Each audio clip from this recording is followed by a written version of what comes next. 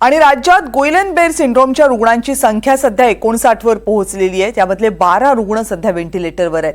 सिंहगड रस्त्यावरील पाण्यामुळे रुग्णांच्या संख्येमध्ये वाढ झाल्याचं आरोग्य तज्ञांचं मत आहे आणि पुणे महानगरपालिकेचे आयुक्त राजेंद्र भोसले यांनी विविध जलस्रोतांची पाहणी केली आहे। या सगळ्या जलस्रोतांचा आढावा घेतलाय आमचे प्रतिनिधी रेवती हिंगवे यांनी।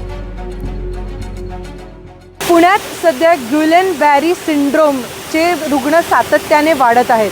एकूण 59 रुग्ण सध्या पुणे शहरात या आजाराचे झालेले आहेत आणि त्याचं मुख्य कारण सांगितलं जाते ते म्हणजे दूषित अन्न आणि दूषित पाणी। त्याच पार्श्वभूमीवरती आज पुणे महानगरपालिकेचे आयुक्त राजेंद्र भोसले आणि अतिरिक्त आयुक्त पृथ्वीराज पी.बी. यांनी पुणे शहरातल्या विविध भागांमध्ये जिकडे पाण्याचे स्रोत आहेत त्याची पाहणी केलेली आहे।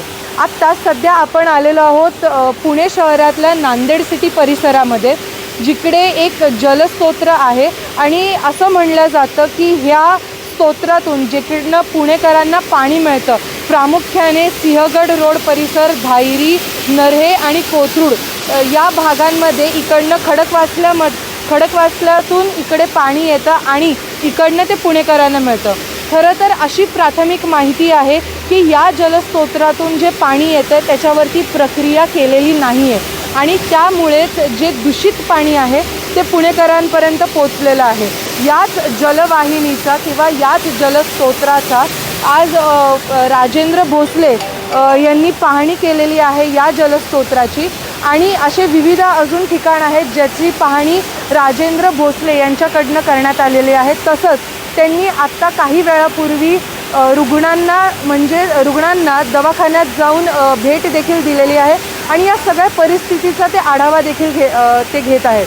खरं तर या जलवाहिनीतून आणि या विविध जलस्रोताचे पाण्याचे नमुने हे NIVला देखील पाठवण्यात आलेले आहेत आणि त्याचा अहवाल अजूनही प्रतीक्षेत आहे।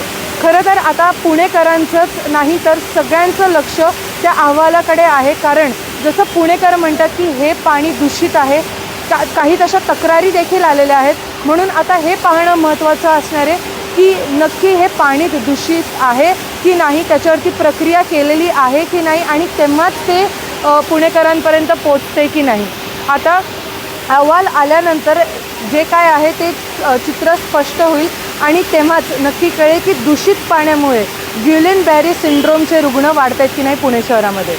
NDTV मराठीसाठी रेवती हिंगवे, पुणे।